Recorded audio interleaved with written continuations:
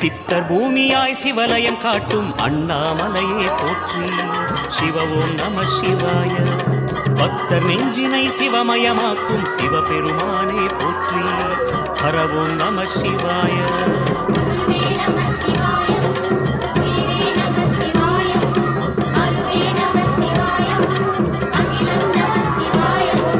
நம சிவாய நம சிவாய ஓம் நம சிவாய.